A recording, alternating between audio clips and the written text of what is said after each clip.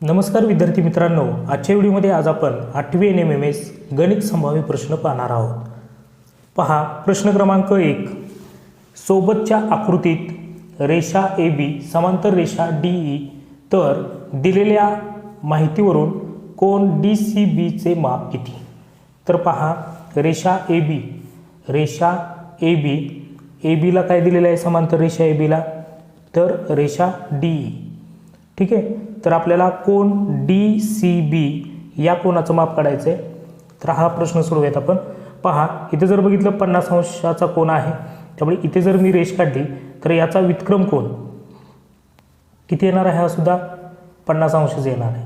आणि इथे जर बघितलं आपण रेषे जोडीतील कोनांच्या मापांची बेरीज किती असते? 180 अंश असते. 180 अंश वजा 110 अंश जर केलं आपण तर किती येणार आहे? 70 अंश. किती येणार आहे? 70 अंश. हा 70 असेल तर याचा व्युत्क्रम कोन हा किती असणार आहे? 70 अंश असणार आहे. मग 70 अधिक 50 आपल्याला DCB चं माप काढायचं आहे. त्यामुळे हा संपूर्ण कोन पाहिजे. 50 अधिक 70 बरोबर किती येणार आहे? 120 अंश. तर पहिल्या प्रश्नाचं उत्तर असेल पर्याय क्रमांक 2. तर अशा पद्धतीने तुम्हाला पेपरमध्ये जर प्रश्न आला तर अतिशय सहज व सोप्या पद्धतीने सोडवता आला पाहिजे. पाहूयात पुढील प्रश्न. प्रश्न क्रमांक 2. खालीलपैकी कोणत्या त्रिकोणात शिरोलंब संपात बिंदू हा त्या त्रिकोणाचा शिरोबिंदू असतो?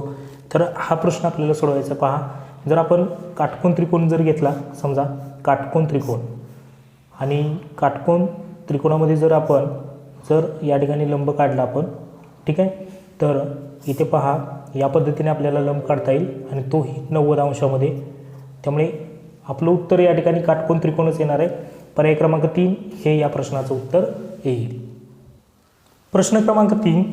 खालीलपैकी कोणत्या चौरसाचे कर्ण परस्परांना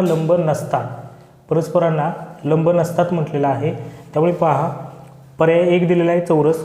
आता हा चौरस जर आपण काढला या ठिकाणी तर चौरसाच्या चारही बाजू कशा असतात? समान, आणि त्यातील जे कर्ण असतात ते परस्परांना काटकोनात या ठिकाणी दुभागतात. पहा लंब असतात. ठीक आहे, तर त्याच पद्धतीने समभुज चौकोन. तर समभुज चौकोनामध्ये जर बघितलं चारही बाजू समानच असतात. ठीक आहे, आणि हे जे कर्ण असतात हे सुद्धा काय होतात तर काटकोनात दुभागतात. ठीक आहे, आणि हे कर्ण परस्परांना लंब असतात चौरसासारखेच.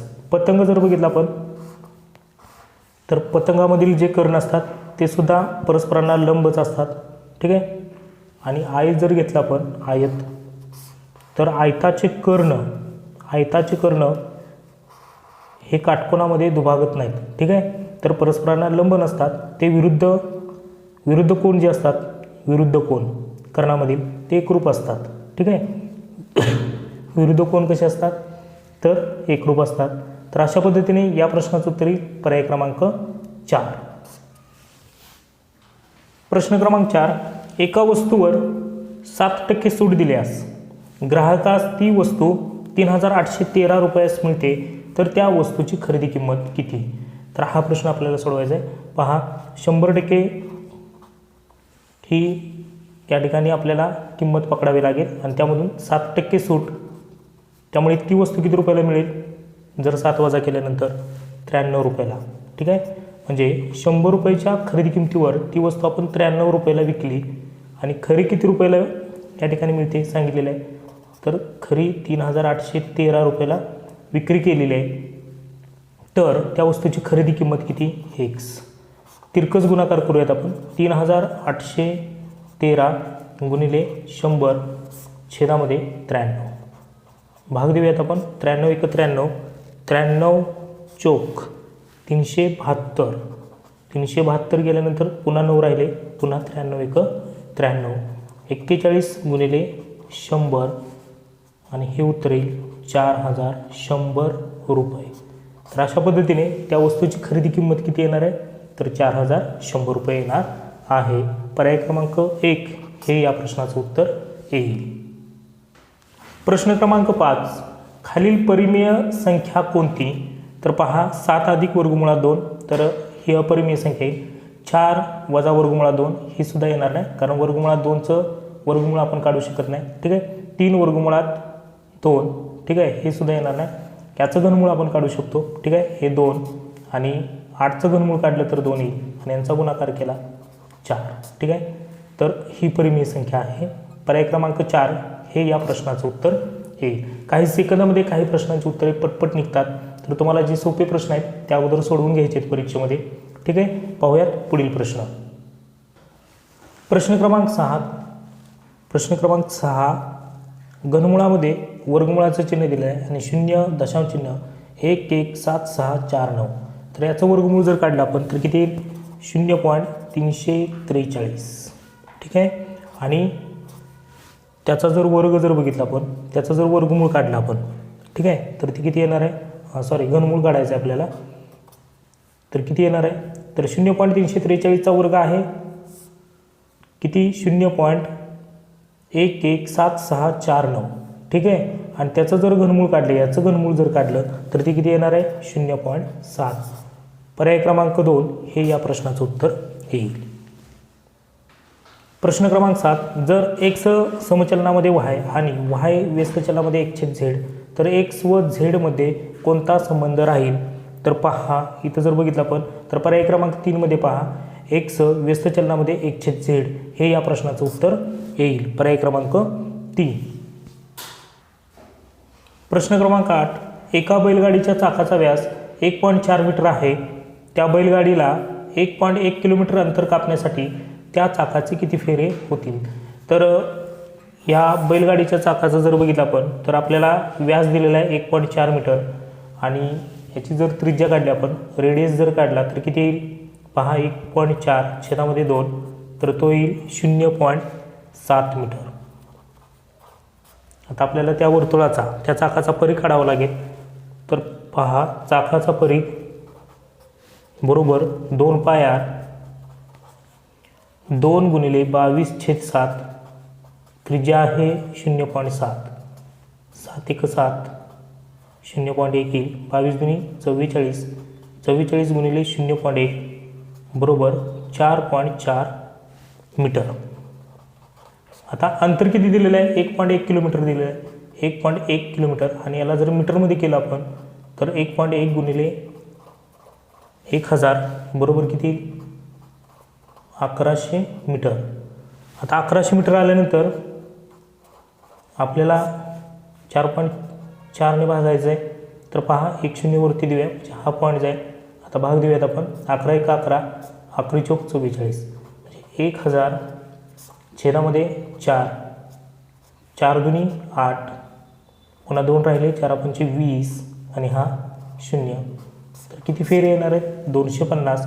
पर्याय क्रमांक 1 हे या प्रश्नाचं उत्तर येईल.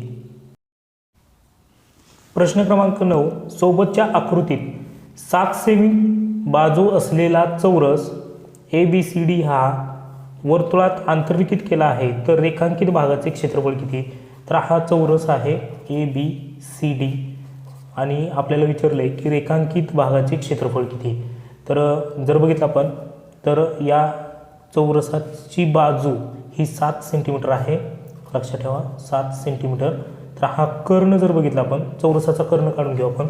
चौरसाचा कर्ण, चौरसाच्या कर्णाचं सूत्र आहे बाजू वर्गमुळात 2. बाजू किती आहे? 7, 7 वर्गमुळात 2 सेंटीमीटर. तर हा कर्ण आला 7 वर्गमुळात 2 सेंटीमीटर. ठीक आहे, किती आला कर्ण? 7 वर्गमुळात 2 सेंटीमीटर. आता वर्तुळाचं क्षेत्रफळ काढून घेऊया आपण. वर्तुळाचं क्षेत्रफळ त्याचं सूत्र आहे पाय r वर्ग.